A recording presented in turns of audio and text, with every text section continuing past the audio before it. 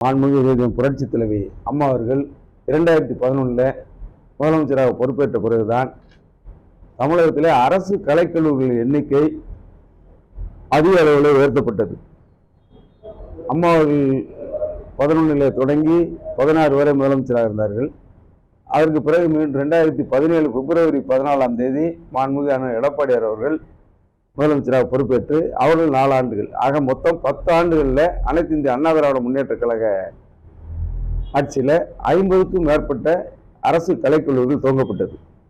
அதில் நமது மாவட்டத்தில் கோவில்பட்டிலேயே அரசு கலை மற்றும் அறிவியல் கல்லூரி தொடங்கப்பட்டு இன்றைக்கு அந்த கல்லூரி இளங்கலை மட்டுமில்லாமல் முதுகலை படிப்பு மட்டுமில்லாமல் ஆராய்ச்சி படிக்கின்ற வரை அது தரம் உயர்த்தப்பட்டு பல கிட்டத்தட்ட 50 கோடிக்கு மேலே கட்டடங்கள் கல்லூரி நிர்வாகத்துக்கும் சரி படிக்கின்ற மாணவ செல்வங்களுக்கும் பெண்களுக்கும் ஆண்களுக்கும் தனித்தனியான தங்க விதி வசதிகள் உட்பட 50 கோடிக்கும் மேற்பட்ட கட்டட வசதியோடு இன்றைக்கு சிறப்பாக செயல்பட்டு வருகின்றது.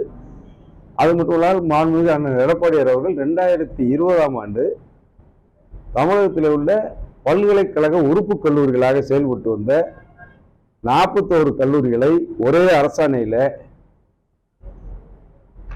அரசு கல்லூரியாக தரம் உயர்த்தி அரசு கல்லூரிகளின் அந்தஸ்தை வழங்கியவர் உயர்கல்வித்துறையில புரட்சி என்றே சொல்லலாம். அத்தகைய புரட்சி செய்தவர் முன்னாள் முதலமைச்சர் இந்த எதிர்க்கட்சி தலைவர் அண்ணன் எடப்பாடியார் அவர்கள்.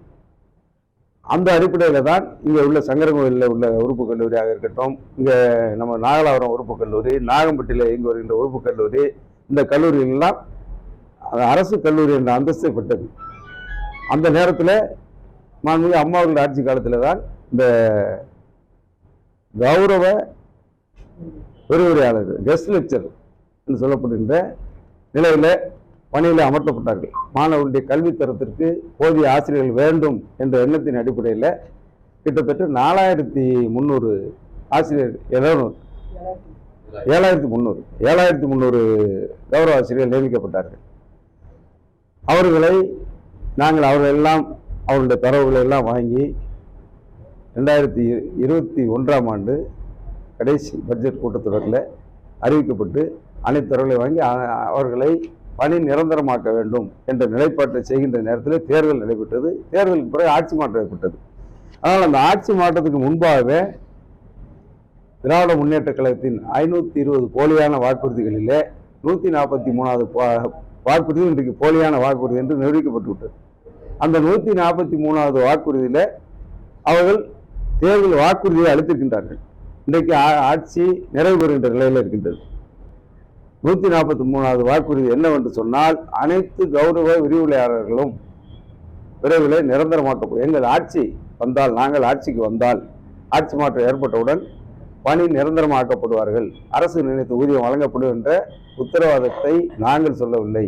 திராவிட முன்னேற்ற கழகம் தேர்தல் அறிக்கை முதலமைச்சருக்கு நேரம் இருக்கிறதோ இல்லையோ தெரியவில்லை.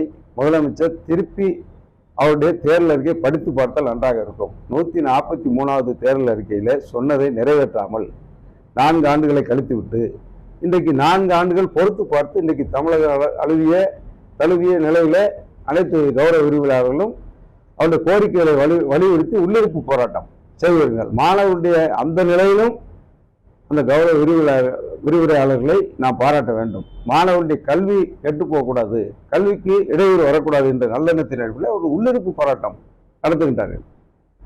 அந்த நிலையில கூட இந்த அரசு கண்டுகொள்ளாமல் அவர்கள் அரசு அதிகாரத்தை பயன்படுத்தி அதிகாரத்தை துஷ்பிரயோகம் செய்து அவர்கள் மிரட்டப்படுகின்றார்கள். வருகை பதிவுகளிலே கையெழுத்திடாமல் இன்னும் பல்வேறு நிலைகளில் அவர்கள் துன்புறுத்தப்படுகிறார்களே தவிர செவிடன் காதில் ஊதிய சங்காக இந்த பிரச்சனையை அவர்கள் கண்டுகொள்ளவில்லை. இதுதான் இன்றைக்கு நிலைமை. ஆனால் இன்றைக்கு பாண்டிச்சேரி, கேரளா, ஹரியானா இன்னும் பல்வேறு மாநிலங்களில் இந்த கௌரவ விரிவுரையாளர்களுக்கு 50,000 தாண்டி சம்பளம் வழங்கப்படுது. ஆனால் இங்கே 25,000 தான் இன்றைக்கும் எங்கள் ஆட்சி காலத்தில் நாங்கள் துவங்கப்பட்ட நேரத்தில் கொடுத்த அந்த ஊதியம் தான் இன்றைக்கு வரைக்கும் நடைமுறையில் வருகின்றது. இது எதை காட்டுகிறது சொன்னால், எதையாவது சொல்லி எப்படியாவது ஆட்சிக்கு வர வேண்டும், பிறகு மக்களை ஏமாற்றிக் கொள்ளலாம். சாதாரண அடித்தட்டு மக்களை படிக்காத பாமரர்களை ஏமாற்றுவதை போல படித்து பட்டம் பெற்ற விரிவுரையாளர்களாக இருக்கின்ற நிலையில உள்ளவர்களை கூட இந்த அரசு ஏமாற்றுகின்றது என்பதற்கு இது உதாரணம். இனிமேலும் இந்த அரசு தாமதிக்காமல் இந்த கௌரவ விரிவுரையாளர்களுடைய நியாயமான கோரிக்கையை, அவர்கள் கொடுத்த தேர்தல் வாக்குறுதியை நிறைவேற்ற வேண்டும் என்பதுதான் எங்களுடைய எண்ணமாக இருக்கின்றது. மாண்புமிகு எதிர்கட்சி தலைவர் அண்ணன் எடப்பாடி அவர்கள் இதை பல முறை அறிக்கையின் வாயிலாகவும் சட்டமன்றத்திலே, மக்கள் மன்றத்திலே எடுத்து வைத்திருக்கின்றார்கள். ஆனால் அரசு இதை கண்டுகொள்ளவில்லை. நிச்சயமாக அனைத்து இந்திய அண்ணா திராவிட முன்னேற்ற கழகம் இந்த பிரச்சனையை வருகின்ற சட்டமன்ற கூட்டத்தொடரில் மாண்புமிகு எடப்பாடியார் அவர்கள் இந்த கௌரவ விரைவாளர்கள் குரலாக அந்த சட்டமன்றத்தில் ஒழிப்பார், நிச்சயம் பெற்று தருவார். நிச்சயம் அதுக்கு மேலாக இந்த திராவிட முன்னேற்ற கழகம் இந்த 143வது வாக்குறுதி மட்டுமல்ல, 520ல் 100 வாக்குறுதிகளை கூட நிறைவேற்றவில்லை. காலமும் கடந்து விட்டது. ஆட்சியின் இறுதி கட்டத்தை நெருங்கிவிட்டது. எனவே மீண்டும் அனைத்து இந்திய அண்ணா திராவிட முன்னேற்ற கழக ஆட்சி நிச்சயமாக 2026 எடப்பாடி தலைமையில் நிச்சயமாக மலரும். அப்படி மலர்கின்ற நேரத்தில் இந்த கௌரவ விரிவுரையாளர்கள் நிரந்தரமாக்கப்படுவார்கள் என்ற நிலையை நாங்கள் உருவாக்குவோம் என்பதை சொல்லுங்கள். பாதகம் செய்பவரை கண்டால் நாம் பயம் கொள்ளலாகாது பாப்பா. மோதி மிதித்து விடு பாப்பா, அவர் முகத்தில் உமிழ்ந்து விடு பாப்பா. அண்மை செய்திகளை உடனுக்குடன் தெரிந்து கொள்ள இணைந்திருங்கள் எம் நாடு தொலைக்காட்சியுடன்.